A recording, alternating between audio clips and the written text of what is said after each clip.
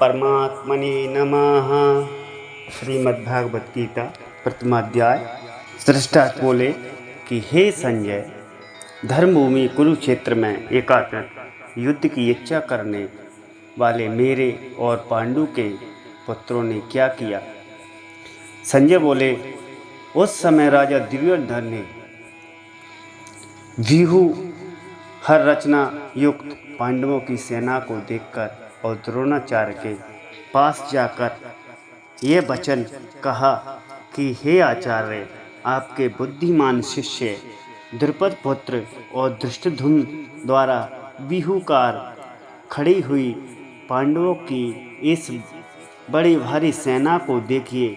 इस सेना में बड़े बड़े धनुष वाले और युद्ध में भीम अर्जुन के समान सूरवीर, सात्विक और विराट की महारथी राजा द्रुपद, धृष्टकेतु और चेकितान तथा बलवान काशीराज, पुरोजित, कुंती भोज और मनुष्यों में श्रेष्ठ सैव्य पराक्रमी युधामन्यु तथा बलवान उत्तमौजा, सुभद्रा पुत्र अभिमन्यु एवं द्रौपदी के पांचों पुत्र ये सभी महारथी हैं। हे ब्राह्मण श्रेष्ठ, आपने पक्ष में जो भी प्रधान है उनको आप समझ लीजिए। आपकी जानकारी के लिए मेरी सेना जो सेनापति हैं उनको मैं बतलाता हूँ। आप द्रोणाचार्य और पितामह भीष्म तथा कर्ण और संग्राम विजयी कृपाचार्य तथा वैसे ही अश्वत्थामा और विकर्ण तथा सोमदत्त पुत्र भूरिश्रवा और मेरे लिए जीवन की आशा त्याग देने वाले बहुत से सूरवीर अनेक प्रकार के शास्त्रों से सुसज्जित हैं और सबके सब युद्ध में बहुत ही चतुर हैं। भीष्म पितामह द्वारा रक्षित हमारी वह सेना सब प्रकार से अजय है और भीम द्वारा रक्षित इन लोगों की यह सेना में जीतने में सुगम है। इसलिए सभी मोर्चों पर अपनी अपनी जगह स्थित रहते हुए आप लोग भी निसंदेह भीष्म पिता की सब ओर से रक्षा करें। कौरवों में वृद्ध बड़े प्रतापी पितामह भीष्म उस दुर्योधन के हृदय में हर्ष उत्पन्न करते हुए उच्च स्वर से सिंह की दहाड़ से समान गरज कर शंख बजाए। इसके पश्चात शंख और नगाड़े और ढोल मृदंग और नरसिंगे आदि बाजने एक ही साथ बजने लगे और उनका शब्द बड़ा भयंकर हुआ। इसके अनंतर सफ़ेद घोड़ों से युक्त उत्तम रथ में बैठे हुए श्री कृष्ण जी महाराज और अर्जुन ने भी अलौकिक शंख बजाए, नाना प्रकार के अलग अलग शंख बजाए। श्री कृष्ण महाराज ने पांचजन्य नामक, अर्जुन ने देवदत्त नामक और भयानक कर्म वाले भीम ने पौंड्रक नामक महाशंख बजाया और कुंती पुत्र तथा युधिष्ठिर ने अनंत विजय नामक और नकुल सहदेव ने सुघोष और मणिपुष्प नामक शंख बजाया। श्रेष्ठ धनुष वाले काशीराज और महारथी शिखंडी एवं धृष्टद्युम्न तथा राजा विराट और अजय सात्विक राजा द्रुपद एवं द्रौपदी के पांचों पुत्र और बड़ी भुजाओं वाले सुभद्रा पुत्र अभिमन्यु, इन सभी ने हे राजन सब ओर से अलग अलग तरह के अलग अलग प्रकार के शंख बजाए और भयानक शब्दों ने आकाश और पृथ्वी को गूंजती हुई दृष्टांत के अर्थात आपके पक्ष वाले के हृदय विदीर्ण कर दिए। हे राजन, इसके बाद कपिध्वज अर्जुन ने मोर्चा बांधकर डटे हुए धृष्टार्थ संबंधियों को देखकर उस शस्त्र की चलने की तैयारी समय धनुष उठाकर ऋषिकेश श्री कृष्ण भगवान महाराज यह वचन कहा कि हे अचित्य, मेरे दोनों रथों दोनों सेनाओं के बीच खड़ा कीजिए और जब तक मैं युद्ध क्षेत्र में डटे हुए युद्ध के अभिलाषी इन विपक्षी योद्धाओं को भली प्रकार देख लूँ, इस युद्ध रूप व्यापार से मुझे किन किन के साथ युद्ध करना योग्य है तब तक उसे खड़ा रखिए। दुर्बुद्धि दुर्योधन युद्ध में हित चाहने वाले जो राजा लोग इस सेना में आए हैं, इन युद्ध करने वालों को मैं देखूंगा।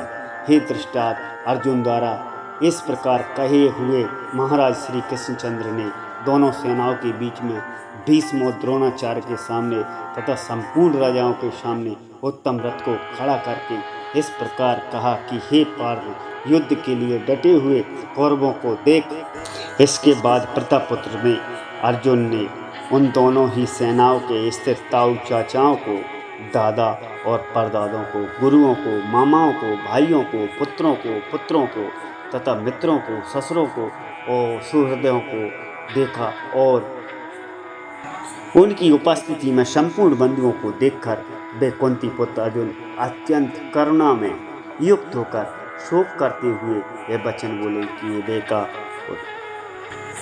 हे श्री कृष्ण, हे पार्थ, युद्ध में क्षेत्र में डटी हुई युद्ध के अभिलाषी इन स्वजन समुदायों को देखकर मेरे अंग शिथिल हुए जा रहे हैं और मुख सूखा जा रहा है। मेरे शरीर में कंपन और रोमांस हो रहा है और मेरा गांडीव आग से गिर रहा है, त्वचा भी जल रही है, मेरा मन सा भ्रमित हो रहा है, इसलिए मैं खड़ा रहने में भी समर्थ नहीं हूँ। हे केशव, मैं लक्षणों को भी विपरीत ही देख रहा हूँ और युद्ध में स्वजन समुदाय को मारकर कल्याण भी नहीं देखता।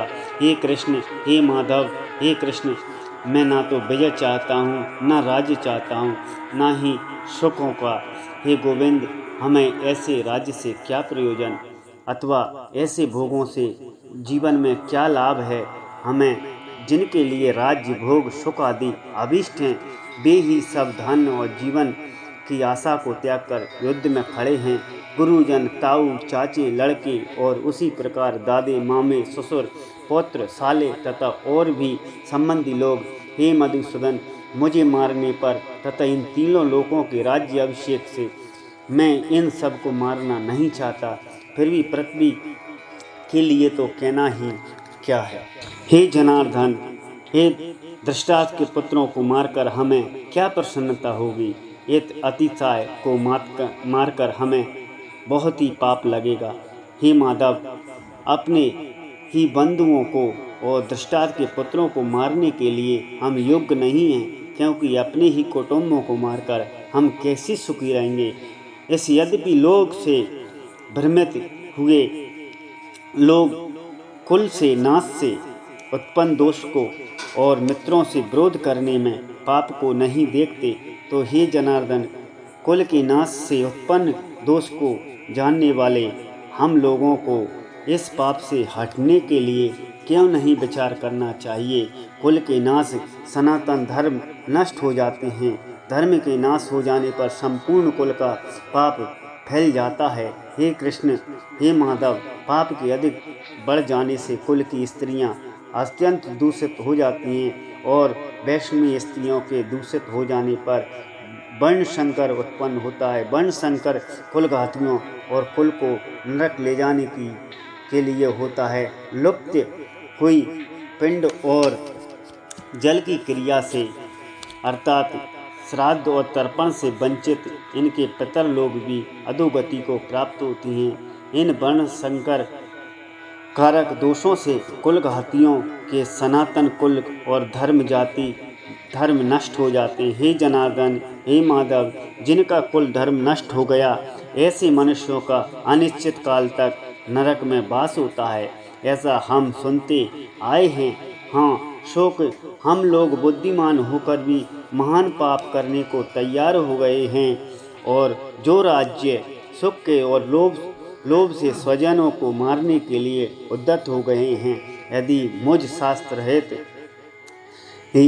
एवं सामना करने वाले को शस्त्र हाथ में लिए धृतराष्ट्र के पुत्र रण में मार डाले, तो वह मारना भी मेरे लिए अधिक कल्याणकारक होगा। संजय बोले, रणभूमि शोक से उद्गिन मगन माले अर्जुन इस प्रकार कहकर बाण सहित धनुष को त्याग कर रथ के पिछले भाग में बैठ गए।